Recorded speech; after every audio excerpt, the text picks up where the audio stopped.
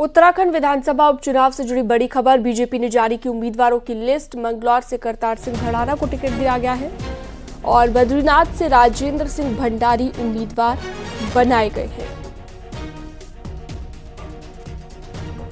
तो बीजेपी ने उम्मीदवारों की लिस्ट जारी कर दी है। उत्तराखंड विधानसभा उपचुनाव से जुड़ी हुई ये बड़ी जानकारी हम आपको दे रहे हैं।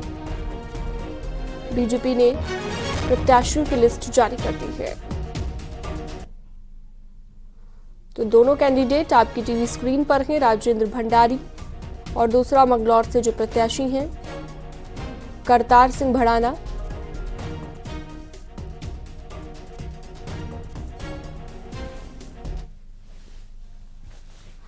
उद्यान घोटाले से जुड़ी बड़ी खबर। उद्यान घोटाले में अब गिरफ्तारी का इंतजार है। गिरफ्तारी के साथ ही सस्पेंड होंगे कई अफसर। विभाग गिरफ्तारी का इंतजार कर रहा है। अनिल कुमार मिश्रा उत्तरकाशी में तब मुख्य उद्यान अधिकारी, इसके अलावा त्रिलोकी राय मुख्य उद्यान अधिकारी पिथौरागढ़, राजेंद्र कुमार सिंह मुख्य उद्यान अधिकारी नैनीताल, मीनाक्षी जोशी उस वक्त देहरादून की मुख्य उद्यान अधिकारी। दीपांकर भट्ट इस पर ज्यादा जानकारी के लिए हमारे साथ जुड़ गए हैं। दीपांकर, गिरफ्तारी के साथ कई अफसर सस्पेंड हो सकते हैं और भी कई जानकारियां मिल रही है, क्या खबर है अभी लेटेस्ट? बिल्कुल शीनम, कल सीबीआई ने 20,000 ठिकानों पर अलग अलग जगह धरपकड़ की, पूछताछ की। 15 लोगों को नामजद किया गया है, जिसमें उद्यान विभाग के कई कर्मचारी अफसर शामिल हैं। ये जो 4 नाम आपने बताए, ये 4 बड़े पदों पर है जो 4 डिस्ट्रिक्ट को संभालते थे। इन चारों का नाम भी एफआईआर में है। कल हमारी सेक्रेटरी उद्यान से बात हुई थी तो उनका कहना था कि जब तक एफआईआर दर्ज नहीं हो जाती और अरेस्टिंग नहीं हो जाती तब तक इनको सस्पेंड नहीं किया जा सकता। लेकिन आज अब साफ है कि एफआईआर में नाम आ चुका है। अब एक दबाव विभाग के ऊपर है कि कब इन अधिकारियों को विभाग सस्पेंड करेगा और आज ही इनके अरेस्टिंग्स भी हो सकती है। सीबीआई ने पूरी तैयारी की है। इसके साथ साथ अभी 11 और लोगों से सीबीआई पूछताछ कर रही है जिन पे सबूत मिटाने का आरोप है। उनमें भी कुछ बड़े अधिकारी उद्यान विभाग के शामिल हैं। इसके अलावा अभी ये दायरा और बढ़ेगा सीबीआई का, तो एक बड़ा घपला सामने आया। आज इसमें अरेस्टिंग्स होंगी। आज ये तय है कि जब अरेस्टिंग होंगी तो ये सारे अधिकारी सस्पेंड होंगे। इसके अलावा कुछ और निचले लेवल के अधिकारी भी शामिल हैं। तो पूरा का पूरा उद्यान विभाग इस समय घोटाले की जद में है और आज देखना होगा कि कब इस पर सस्पेंशन और एक्शन शुरू होता है। जी शीनम, ठीक है, बहुत शुक्रिया तमाम जानकारी के लिए आपका दीपांकर। उद्यान घोटाले में सीबीआई ने बड़ा एक्शन लेते हुए 3 एफआईआर दर्ज की है। मामले में 15 आरोपियों को नामजद किया गया है, जबकि सीबीआई ने कल 26 लोगों से पूछताछ की है। तीनों एफआईआर में पूर्व निदेशक हरविंदर सिंह बावेजा का मुख्य आरोपी बनाया गया है, जिसकी किसी भी वक्त गिरफ्तारी हो सकती है।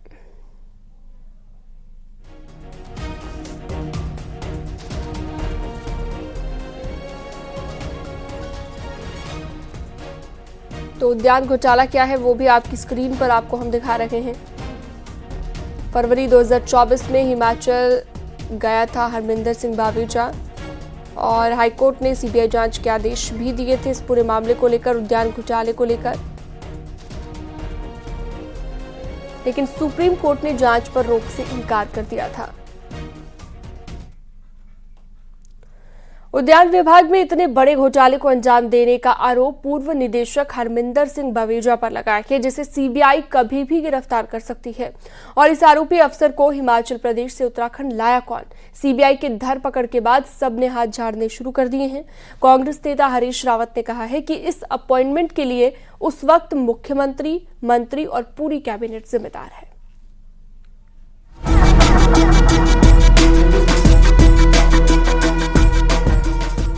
ठीक 1 साल पहले 13 जून को ही उद्यान घोटाले के आरोपी निदेशक हरविंदर सिंह बावेजा को सस्पेंड किया गया था और ठीक 1 साल के बाद 13 जून को ही सीबीआई ने आरोपियों की धरपकड़ शुरू कर दी है।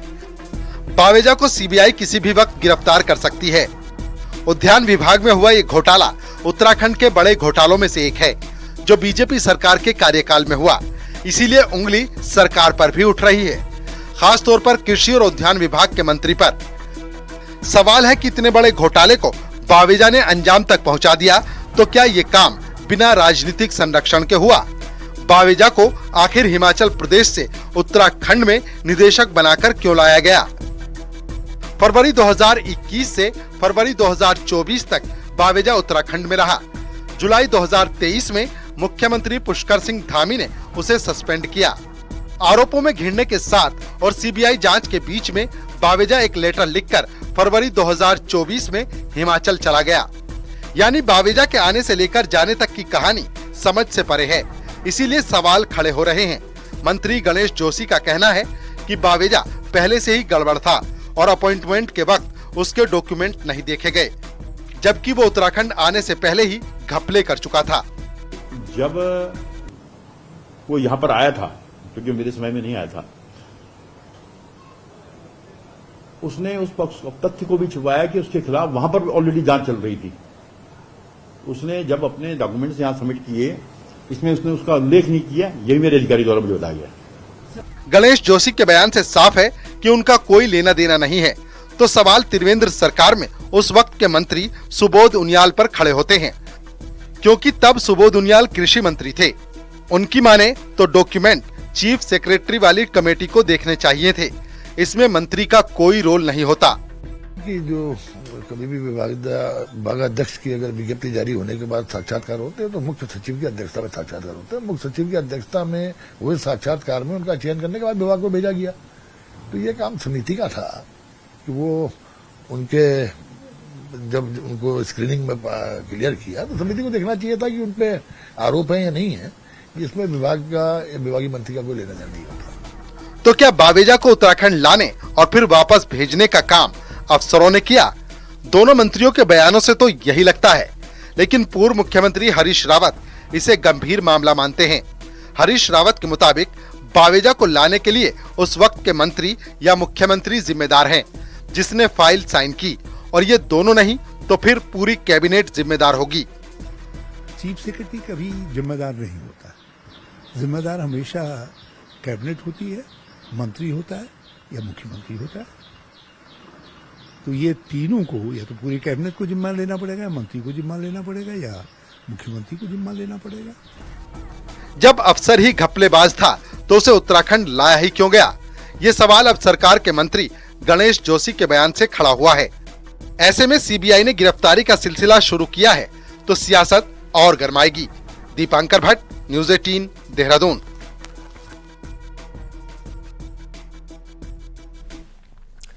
अल्मोड़ा के बिनसर में जंगल की आग से 4 लोगों की जिंदा जलकर मौत हो गई। सभी मृतक वन विभाग के कर्मचारी हैं, जबकि 4 घायलों को स्थानीय लोगों द्वारा बेस अस्पताल लाया गया है, जहां पर उनका इलाज किया जा रहा है। वहीं जंगल में आग से अब तक जिले में कुल 9 लोगों की मौत हो चुकी है।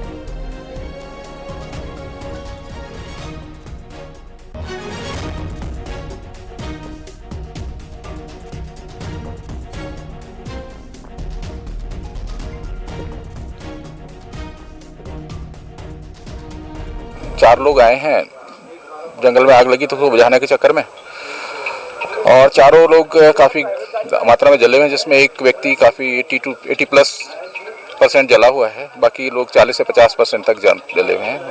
अल्मोड़ा के बिनसर में जंगल की आग से 4 लोग जिंदा जल गए हैं और 4 लोग जो हैं गंभीर रूप से घायल हैं, जिनको बेस अस्पताल में प्राथमिक उपचार करने के बाद हायर सेंटर पर रेफर करने की तैयारी चल रही है। क्योंकि अधिकांश लोग जो हैं जो जले हुए हैं उसमें एक तो 90% के आसपास बताया जा रहा है कि वो जल चुके हैं और बाकी जो है 40% से ऊपर जले हुए हैं। किशन जोशी, न्यूज़ 18, अल्मोड़ा। अल्मोड़ा हादसे का सीएम पुष्कर सिंह धामी ने भी संज्ञान लिया है। सीएम धामी ने कहा कि 4 वन कर्मियों की मौत बेहद दुखद है। मृतकों के परिवार वालों को सीएम धामी ने 10-10 लाख के मुआवजे का ऐलान किया है। वहीं सभी घायलों को एयरलिफ्ट कर हल्द्वानी के बेस अस्पताल पहुंचाने के लिए निर्देशित किया है।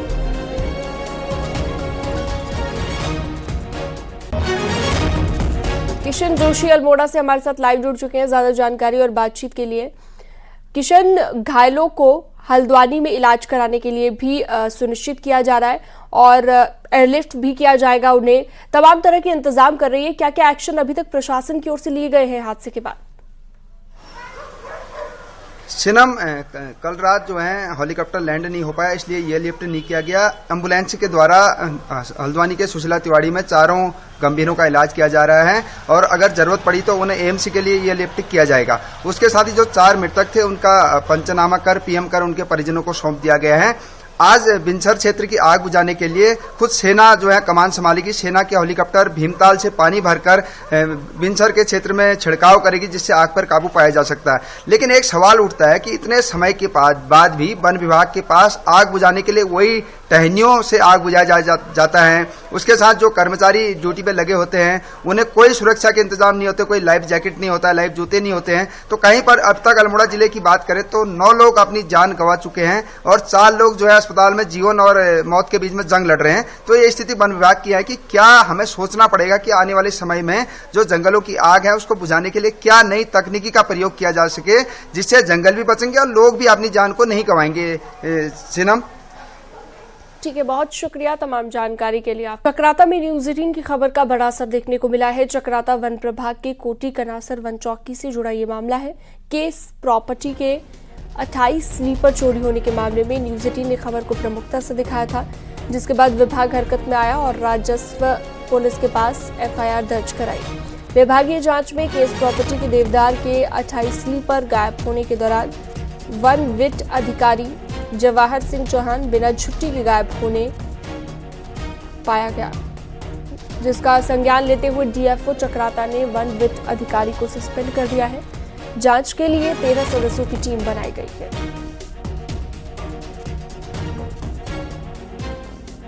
उसमें जांच चल रही है, देखते हैं अब जो भी कहीं ना कहीं पकड़ में आ जाए। कुछ विभागीय की तो क्या कह सकते हैं अब उसके बारे में तो, लेकिन लापरवाही बहुत ज़्यादा है कि भाई वो इस तरह से अपना जो भी है खुला छोड़ के, ना कोई चौकीदार भी कहीं अन्य रह रहा है। तो ये मामला थोड़ा, इसमें चौकीदारी बहुत ज़्यादा ज़रूरी है। कैमरे लगा दे विभाग वाले, जब इतना बड़ा 4000 से ऊपर नग पकड़े गए तो अगर ये ऐसे रहेगा तो इस तरह से चोरी होते रहेंगे।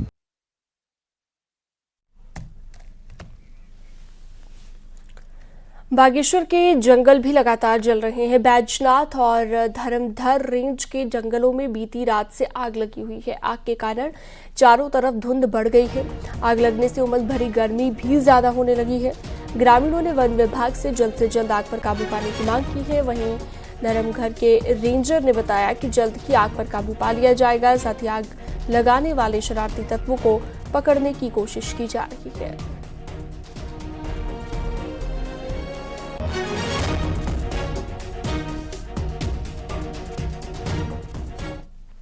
चंपावत जिले को आदर्श जिला बनाने के लिए तेजी से काम किया जाए और जो योजनाएं बनाई जा रही हैं वो काम धरातल पर दिखे। ये निर्देश मुख्यमंत्री पुष्कर सिंह धामी ने देहरादून और चंपावत के ऑफिसर्स को दिए हैं। CM धामी ने कहा कि चंपावत जिला ऐसा है जहां पर पहाड़, मैदान, तराई का इलाका है और मॉडल जिला बनाने में सभी बातों का ध्यान रखा जाए। मुख्यमंत्री ने कहा है कि चंपावत में 3 से 4 दिन की यात्रा के हिसाब से यात्रियों के सर्किट बनाए जाए और टाउन प्लानिंग पर भी ध्यान दिया जाए।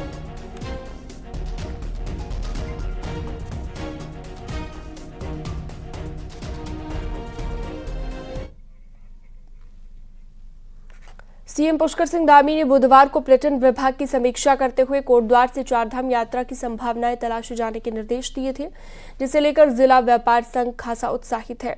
जिला व्यापार संघ ने मुख्यमंत्री को धन्यवाद देते हुए कहा कि गढ़वाल के प्रवेश द्वार कोटद्वार से चारधाम यात्रा की शुरुआत की जाती है, तो इससे कोटद्वार, सतपुली, पौड़ी समेत कई छोटे बड़े पहाड़ी बाजारों पर इसका सीधा असर पड़ेगा और व्यापार की संभावनाएं बढ़ेंगी।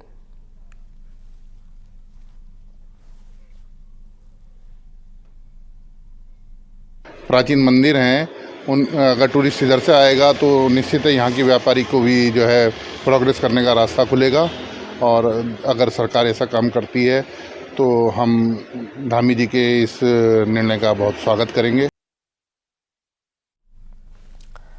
कांग्रेस के अंदर विभीषण कौन है जो कांग्रेस में रहकर बैकडोर से बीजेपी के लिए काम कर रहे हैं? हरीश रावत गणेश गोदियाल की बात पर आगे एक्शन चाहते हैं, तो बीजेपी ने बैकडोर के साथ देने वालों को धन्यवाद दिया है।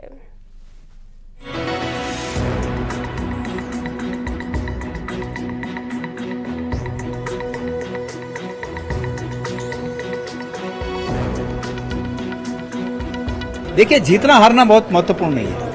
ठीक है, हम लोग चुनाव लड़े तो जीतने के लिए लड़े थे, लेकिन भाई जो जहां पर है उसको उस जगह से कांग्रेस के हित के लिए किसने क्या किया है ये निश्चित रूप में चेक होना चाहिए। कांग्रेस नेता गणेश गोदियाल का ये बयान साधारण बयान नहीं है।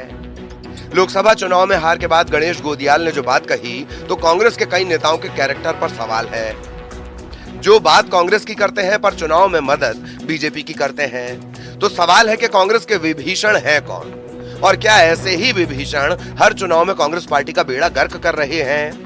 कांग्रेस नेता हरीश रावत का कहना है कि ऐसे चेहरे सामने आने चाहिए और उनके आका भी, और इसकी जांच और खुलासे का काम पार्टी नेतृत्व को करना चाहिए।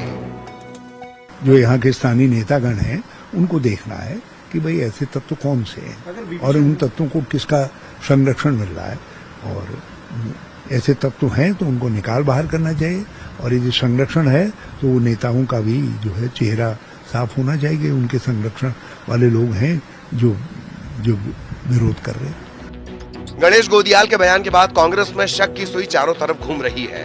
सवाल है कि इस खेल में बड़े चेहरे शामिल हैं या छोटे कार्यकर्ता जो बीजेपी का बैकडोर से साथ दे रहे हैं। बीजेपी के प्रदेश अध्यक्ष महेंद्र भट्ट का कहना है कि जो बात गणेश गोदियाल अब कह रहे हैं वो पहले ही कह चुके हैं, और पीछे से लोकसभा चुनाव में मदद करने वाले कांग्रेस नेताओं का धन्यवाद। तो मैं कह सकता हूं कि अगर उनकी समीक्षा में इस प्रकार के विषय निकल कर आ रहे कि कांग्रेस के कुछ लोग कांग्रेस के अंदर रहकर बीजेपी समर्थन कर रहे थे, तो मैं उन सब लोगों का हृदय आभार व्यक्त करता हूं जिन्हें भारतीय जनता पार्टी की जीत में अपना योगदान दिया है। चुनाव लड़कर हारने वाले गणेश गोदियाल के बयान ने कई बड़े सवाल खड़े कर दिए हैं, और बैकडोर से मदद करने वाले ऐसे विभीषणों को बीजेपी का भी धन्यवाद शक जाहिर करता है। अब देखना होगा कि कब कांग्रेस नेतृत्व पार्टी में बैठे विभीषणों का चेहरा बेनकाब करता है। दीपांकर भट्ट, न्यूज़ 18, देहरादून।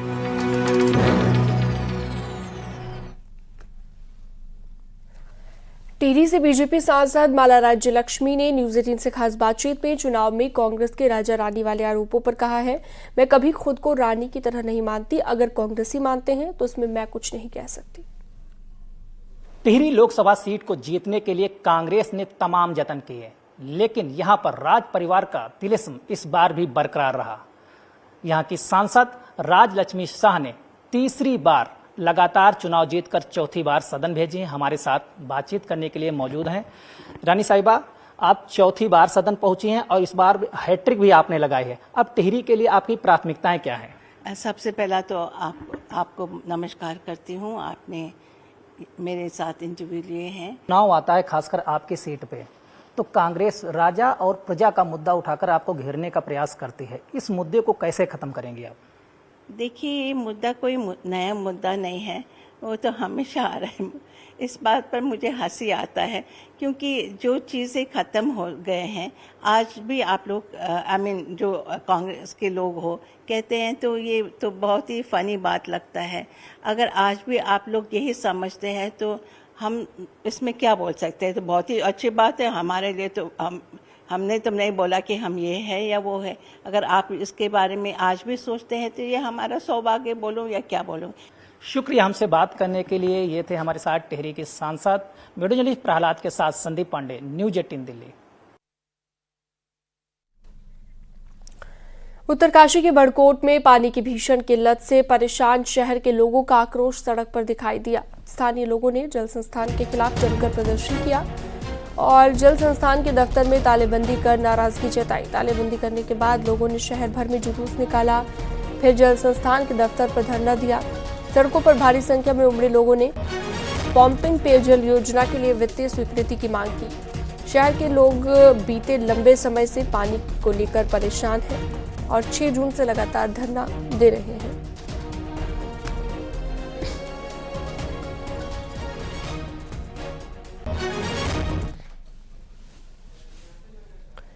रुद्रप्रयाग जिले में गर्मी और कम बारिश की वजह से प्राकृतिक जल स्रोत सूखने लगे हैं, जिसकी वजह से पीने के पानी के संकट के साथ सिंचाई की नहर भी सूखने लगी है, जिसकी वजह से लोगों को भारी दिक्कतों का सामना करना पड़ रहा है। ऐसे में लोग बारिश की राह देख रहे हैं। विभाग का कहना है कि पानी के संकट को दूर करने की पूरी कोशिश की जा रही है। इसके साथ ही जल संरक्षण के लिए लोगों को जागरूक करने की भी बात हो रही है, जिसमें से 118 नहरें अभी पूर्ण चलित अवस्था में है, लेकिन अभी फिलहाल पानी की वजह से नहरों में थोड़ा पानी की कमी हो गई है। अभी फिलहाल जो गाँव द्वारा ग्रामीणों द्वारा जैसा कि स्थल पे निरीक्षण करके देखा गया है तो वहाँ पे बीज लगाने का काम हो चुका है